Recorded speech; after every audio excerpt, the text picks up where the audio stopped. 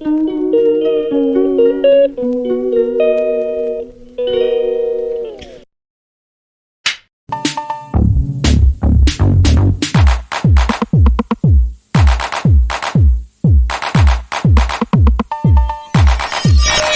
Everyone, welcome to the channel Gudiya blog. तो कैसे हैं आप सब? उम्मीद करती हूँ सभी अच्छे होंगे।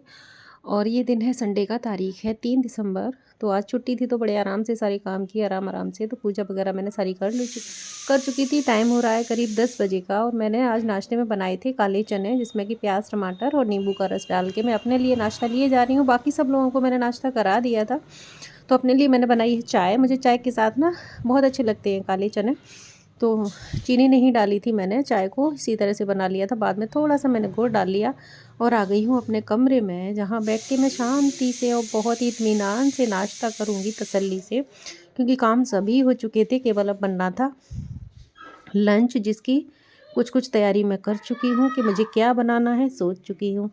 तो छुट्टी वाला दिन ऐसा होता है ना कि मुझे लगता है आज तो छुट्टी है, चलो सारे काम आराम से करेंगे। लेकिन आराम से करने के चक्कर में क्या होता है कि सब काम लेट होते चले जाते हैं। तो आज नाश्ता हमारा 10 साढ़े 10 बज चुके थे। साढ़े 10 बजे मैं नाश्ता कर पा रही हूँ।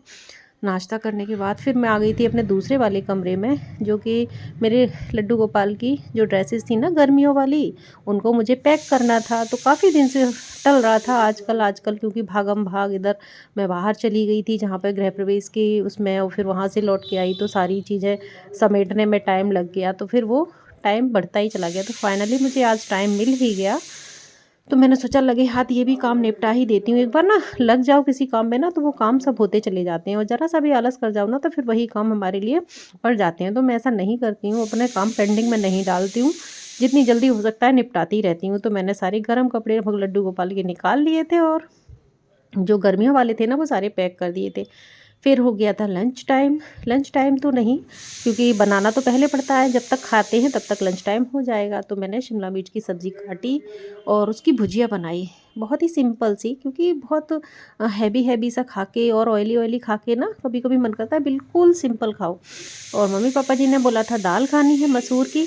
तो दाल धो के मैंने ना, वो पानी जो निकलता है धुलने वाला, उस सारे पानी को मैं ना पौधों में डालती हूँ। ये हमारे पौधों के लिए बहुत ही अच्छा फर्टिलाइज़र रहता है। मैं हमेशा ऐसे ही करती हूँ, तो आपको मैंने सोचा कि आपके साथ भी शेयर कर दूँ।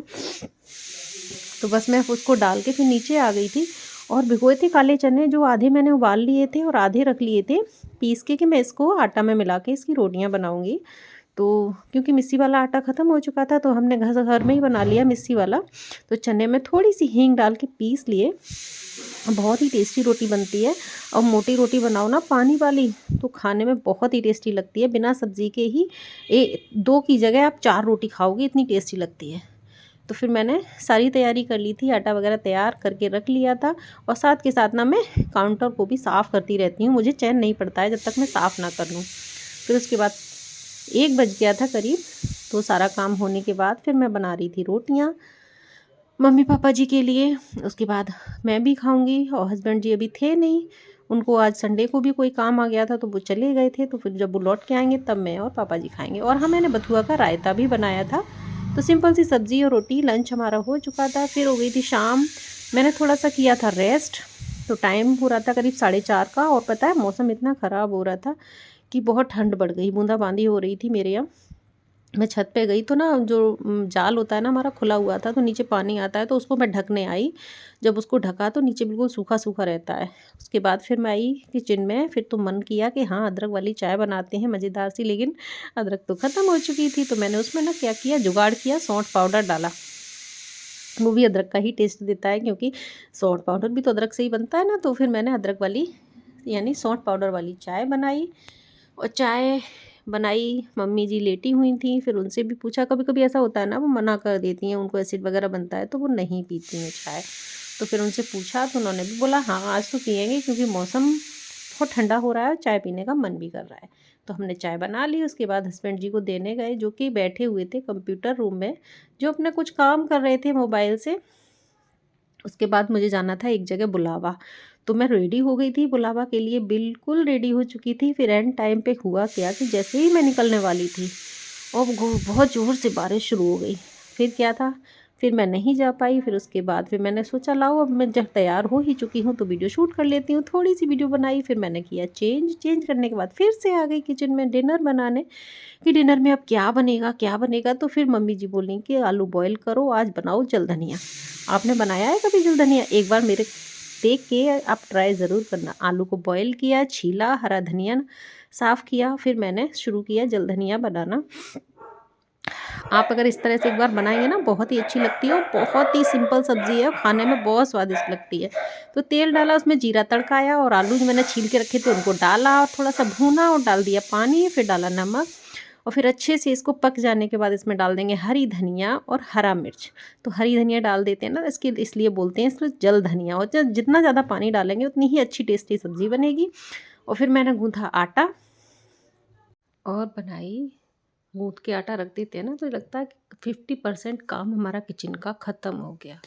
तो आटा गूँथने के बाद आटा रख दिया, फिर मैंने फटाफट थोड़ी ही देर में आटा गूँथने के 10-15 मिनट बाद मैंने बनाई रोटियां और सब्ज़ी भी बन चुकी थी। ये सब्ज़ी इतनी टेस्टी लगती है कि बस कम पड़ जाती है, जब भी बनाती हूँ तो कम पड़ जाती है। सोचती हूँ ये नहीं काफ़ी हो जाएंगे आलू, लेकिन वो भी सब्ज़ी कम पड़ जाती है, इतनी टेस्टी लगती है। खूब सारा धनिया इसमें डाला, हरा हरा। और आजकल तो खूब धनिया, हरी सब्जियां बहुत सारी आ रही हैं। आप बहुत सारे ऑप्शन है, कोई भी सब्ज़ी बनाओ, कुछ भी बनाओ। और इन दिनों तो आलू के पराठे, गोभी के पराठे बहुत ही टेस्टी लगते हैं। तो 1-2 दिन छोड़ के ज़रूर बन जाते हैं मेरे यहाँ आलू के पराठे और गोभी के पराठे। बच्चे अभी हैं नहीं है तो थोड़ा कम बनाती हूँ, बच्चे आ जाएंगे तो फिर डेली डेली ऐसे ही हो जाएगा, कभी गोभी के कभी आलू के। तो बस यही तो यहाँ पर बन गया है, सारा खाना हो गया है रेडी। और अब मैं बनाने जा रही हूँ गर्मा गर्म रोटियाँ। और टाइम हो चुका था करीब 8 बजे का, रात के 8 बज रहे थे। अब तो सर्दियों में ना 8 बजे भी ऐसा लगता है कि जैसे बहुत रात हो गई है। तो 8 बजे, साढ़े 8 बजे तक खाना पीना सब कुछ हो ही जाता है हमारा। तो यहाँ पर मैंने लगा ली है मम्मी और पापा जी की सबसे पहले थाली। तो सबसे पहले थाली मम्मी और पापा जी के लिए ही लगाती हूँ, जब तक वो नहीं खा लेते हैं तब तक हम लोग भी नहीं खाते हैं। पता नहीं क्यों मेरी ऐसी हैबिट पड़ चुकी है, जब से मेरी शादी हुई है तब से मेरी यही हैबिट है। फिर उसके बाद सारे काम होने के बाद फिर मैं अपनी करूँगी किचन क्लीन। तो किचन क्लीनिंग में सिंक, बाकी सब कुछ साफ़ कर लिया था, गैस वैस सब कुछ साफ़ कर दिया था। फिर बारी आती है कि सिंक की, तो सिंक को भी मैं रात को पूरे अच्छे से साबुन लगा के और रगड़ के धो देती हूँ, जैसे कि बर्तन धोते हैं। तो इससे मेरी किचन में बिल्कुल भी स्मेल नहीं आती है और बहुत ही मन भी अच्छा रहता है। तो सुबह को उठते हैं तो कोई भी काम, चाय वाय बनाने के लिए जो किचन साफ़ सुथरा मिलता है तो बहुत ही अच्छा लगता है। और कोशिश करती हूँ कि मैं हर जगह इसी तरह से सफाई करती हूँ, जितना मेरे पास टाइम रहता है मैं लगी ही रहती हूँ। तो बस यहाँ पे मैं सारा वाइप कर दूँगी, उससे वाइपर से सारा पानी वानी सब पूरा सुखा के फिर उसको किचन को बिल्कुल क्लीन करने के बाद फिर बारी आती है कि जो दूध आता है ना, सुबह को मैं बॉईल करके फ्रिज में रख देती हूँ ना तो मलाई जम जाती है। तो फिर वो शाम को, रात को लास्ट में फिर मैं लड्डू के लिए दूध गर्म करती हूँ और जिसको पीना होगा उसको दूँगी। तो फिर मलाई सारी निकाल के रख देती हूँ और जो यूज़ होता है उतना हो जाता है, बाकी का मैं रख देती हूँ अगले दिन के लिए। तो इसी तरह से मेरा अल्टरनेट चलता रहता है। जैसे अब सुबह आएगा तो उसको बॉईल करके रख दूँगी और जो मैंने मलाई उतार के रखा हुआ है उसको मैं चाय वगैरह में यूज़ करूँगी। तो बस इसी तरह से हर महिलाएं करती होंगी और मैं भी इसी तरह से करती हूँ।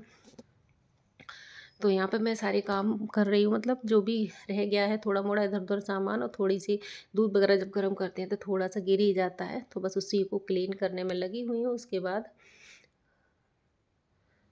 अब मैं निकाल के लाई थी दूध, जो मलाई निकाल के रख दूँगी।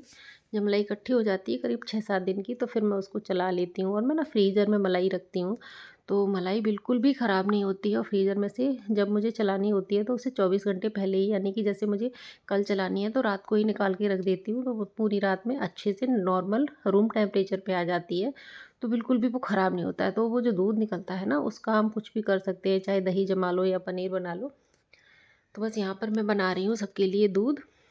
और दूध के लिए मैं गुड़ बना रही थी, जो मैं गुड़ में क्रश कर रही हूँ चाकू से। और उसमें थोड़ा सा डालूँगी सौंठ पाउडर, क्योंकि थोड़ी सर्दी का मौसम हो गया है ना तो थोड़ा सा खांसी वासी में ये बहुत ही फ़ायदा करता है। तो इस सौंठ पाउडर मिला के और इसमें गुड़ मिला के हम इसको मिक्स करके थोड़ा थोड़ा दूध के साथ दे देते हैं ना, गर्म दूध के साथ। तो बहुत ही फ़ायदा करता है सर्दियों में। एक बार आप भी ये ट्राई कीजिएगा, बहुत ही पावरफुल आइडिया है और बहुत ही एनर्जी वाला है। तो यहाँ पर मेरी सारी चीज़ें हो चुकी हैं, तो अब मैं अपनी वीडियो का यहीं पर एंड करूँगी। तो आपसे मिलूँगी नेक्स्ट वीडियो में। अगर आपको मेरी वीडियो अच्छी लगे तो प्लीज़ लाइक ज़रूर कीजिएगा। चैनल पर पहली बार आए हैं तो सब्सक्राइब कर लीजिएगा। मिलते हैं नेक्स्ट और इंटरेस्टिंग वीडियो के साथ। तब तक के लिए bye bye. Thank you. Radhe Radhe. जय श्री कृष्ण।